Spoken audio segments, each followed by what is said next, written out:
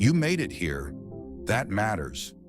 What you're about to hear is 15 to 20 minutes walking through the ground floor, the premises everything else builds on, including the book, built so you can do it while moving, driving, walking, on the train, on the treadmill.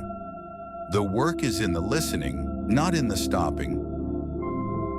If you can close your eyes, if you're somewhere safe and still, do that. The work lands harder that way. If you can't, that's fine. This is built to land eyes open. Keep your eyes where they need to be. Keep doing what you're doing. The argument still lands. What matters is paying attention to my voice and to your own experience while I talk. I'll walk you through 7 observations about your own experience, each one verifiable in real time while you listen. By the end, you'll have walked through the groundwork, the premises the book builds on. The book picks up where this leaves off. Not because I told you any of this is true, because you'll have confirmed each observation yourself from inside your own experience as we go. Before we begin, one thing about how you work. Your conscious mind handles about 50 bits of information per second. The subconscious, the part of you running your body, your patterns, your reactions, the whole machinery you didn't have to think about, handles around 11 million. The conscious mind is the deciding tip. The subconscious is the ocean underneath. Part of this work is learning to influence that ocean.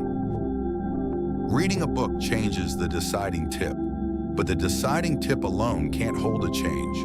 Within days or weeks, the ocean reasserts itself. Whatever new understanding came in slips back out. The shift drifts. This audio works differently. It walks you through verifications in real time. Small, exact observations the ocean can register alongside the tip, while your body keeps doing what it's doing. This listening is the first pass. The work builds across many. We begin. The first observation, the simplest one. The one nothing else can be built without. Right now, as my voice arrives in your ears, something is happening. An experience is occurring. You're the one inside it. Notice all the layers happening at the same time right now. There's my voice arriving as sound. There's whatever you're seeing. The road in front of you, the path, the room, the inside of your eyelids if your eyes are closed. There's the feel of the air on your skin. There's whatever sounds are running underneath my voice. The engine, the wind, the traffic, the rhythm of your steps, the hum of whatever you're inside. There's the position of your body, the weight of your hands wherever they are, the slight tension somewhere, the shoulders, the jaw, the lower back. All of that is happening right now, simultaneously, as the experience of this moment. The fact that you can register what I'm saying, agree, disagree, drift, return, all of that is the experience occurring. There's no way to be on the receiving end of this audio that isn't the experience. So something is happening, and it's happening to you right now with certainty. That's the ground floor. Nothing else gets built without it, and you just confirmed it without trying. Second observation, immediate from the first. If something is happening, then something exists. The experience itself at minimum, and you, the one having it. This is the deepest claim you can make about reality, and the most certain you can be of anything. Doubt almost anything else, and you might be right. Your memories could be faulty. Your senses could be deceiving you. The world around you could be a dream, a simulation, an illusion. Philosophers and physicists have argued seriously about all of those. But the fact that some experience is occurring, That's the one thing that holds even under maximum doubt. The doubt itself would be something happening in someone having the doubt. The very attempt to deny experience confirms experience. So we have, with certainty, this, the experience occurring, and whatever you are, given that you're the one inside it. 2 observations down, the argument has begun. 3rd observation. Look at the experience itself. It's not one undifferentiated thing. It has structure. Right now, inside the single experience you're having, multiple things are happening at once. There's the sound of my voice. There's whatever your hands are touching, the steering wheel, the phone, the chair arm, the air. There's the temperature around you. There's the position of the body. There's the feel of clothes against your skin. There's a slight awareness of where you are in this audio. How far in? How much left? And underneath all of it, the continuous sense of being you, the one this is happening to. All of those are happening at the same time. All of them inside the same experience. All of them distinguishable from each other. The experience isn't flat. It has parts, and the parts have parts of their own. Take the sound of my voice. It has volume, pitch, texture, rhythm. Now take just one of those, say the texture. The texture itself has qualities. Warmth or coolness, smoothness or roughness, fullness or thinness. And each of those qualities has finer distinctions inside it. The depth doesn't stop. You can keep looking and keep finding more structure inside what you find. Experience isn't just complicated, it's bottomless. 3 observations. 4th observation, the shape of awareness itself. Every awareness is awareness of something. The hearing is of my words. The thinking is of whatever thought arose. The seeing is of whatever you're seeing. The feeling is of what the body is feeling. Notice it right now. Your attention is pointed at something. There's no awareness anywhere in you that isn't pointed at something. Now test it hard. Try to find awareness with no content at all. Empty awareness, pure awareness, awareness of nothing. Watch what happens. If you reach something that feels empty, you're aware of that emptiness. If you reach something that feels objectless, you're aware of that objectlessness as its own quality. The empty has a feel. The nothing has a feel. Distinct from fullness, distinct from busyness, distinct from any other state. That feel is itself something. You can't be aware of nothing without the nothing showing up as something. Here's a proof you can't argue with.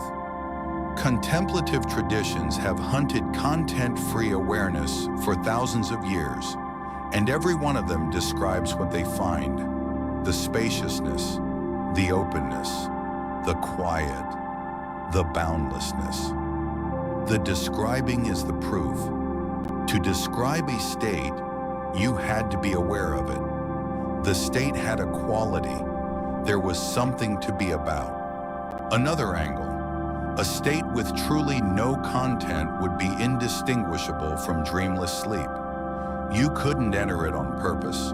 You couldn't recognize you'd entered it. You couldn't exit it. You couldn't tell anyone about it afterward. The very fact that any state can be entered, exited, recognized, and reported, that fact is the obvness, visible. Another, even when you reach what feels like awareness of nothing else, the structure is still there. Awareness is always self versus something, and the self in this structure is the awareness itself, the experiencing center, the one doing the experiencing. Everything that gets experienced is experienced in relation to that center. The center can't be removed. The center is the awareness. The other side, meanwhile, can be anything. Self versus environment. Self versus other. Self versus whatever's on the not-self side. Even when you try to empty that other side, the structure persists. The other just becomes whatever's left. In this case, nothing. But here's the move that closes it. For there to be a nothing to be aware of, there must be space for that nothing to occupy. Space itself is something. It has dimension. It has properties. It is the place where no object sits. Even your most successful attempt at content-free awareness still has the self there, aware of the space that holds the absence. The two modes haven't vanished. They've narrowed to the smallest possible content. Same architecture, just pointed at the smallest possible other. One more. Whatever state you reached, it occurred in time. There was a moment it began, a duration it lasted, a moment it ended, a when different from now. That when is content. Time itself is part of any state's content. The ofness can't be stripped out. It's woven into when. There's no escape. The of is structural. Awareness is built around it. Always pointed, always at something. Even the nothing turns out to be the quality of nothing else. 4 observations. Fifth observation, the architecture inside what you just confirmed. Inside every act of awareness, 2 things are running at once. There's something experiencing, call it the active side, and there's something being experienced, the passive side, the awareness and what the awareness is of. Both at once, they're distinguishable. The hearing of my voice is not the same as my voice itself. The seeing of the road in front of you, if you're driving, is not the same as the road. Active and passive are genuinely different, but they're also inseparable. Remove what's being experienced, and there's nothing for the experiencing to be of. Remove the experiencing, and there's no one for the experience to land in. Neither one stands alone. They're 2 faces of one event. You see this same pattern everywhere once you look for it. The breath being breathed and the lungs that breathe it. The thought being thought and the mind that thinks it. The road being driven and the driver doing the driving. The same architecture, active and passive, distinguishable and inseparable, recurring at every scale. This pattern, the active and the passive, the experiencer and the experienced, runs through everything the book builds. The architecture of reality, from the smallest particle to the largest galaxy, from the cells in your body right now to your relationship with what brought you forth.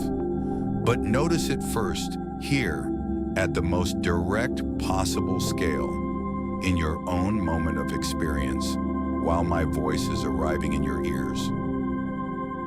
5 observations. 6th observation, the experience is moving. There's a now, and the now is moving. The words I'm saying right now weren't being said a few seconds ago. The next ones aren't here yet. The breath you took 10 seconds ago is gone. The one you're taking now is here. The next one is on its way. The now isn't a static point, it's a moving edge. Behind it, what's already happened. Ahead of it, what hasn't yet. And the edge keeps moving, without ever pausing, without ever waiting for you. Notice, what you were aware of 30 seconds ago is gone now. You can remember it, but the actual experience of it is over. What you'll be aware of 30 seconds from now isn't here yet. The only thing that exists in terms of your actual experience is this rolling now. The past lives in memory, but memory is itself a present experience of remembering. The future lives in anticipation, but anticipation is itself a present experience of anticipating. Everything that happens here, in the moving edge. There's no instant of awareness that doesn't arrive after something else and before something else. Sequence is built in. Time isn't a frame around experience. Time is part of what experience is. 6 observations. 7th observation, and the moving is not random. Each moment of experience derives from the one before it. The breath now follows the breath before, which followed the one before that, all the way back. The thought now arose from the conditions that produced it. The previous thought, the words you just heard, the state of the body, the moment before. Even right now in your experience, the word I just said depends on the words before it. The next word will depend on this one. The chain runs without interruption.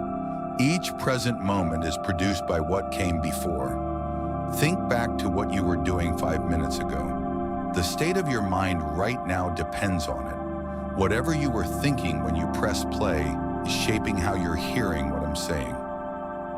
The you of 5 minutes ago produced the you of right now. The you of right now is producing the you of 5 minutes from now. The chain is unbroken, not in theory, in your own ongoing experience. This is causation, not as an abstract theory, as what's happening inside your experience, between this moment and the next while you're listening. 7 observations. Everyone verified from inside. That's the foundation.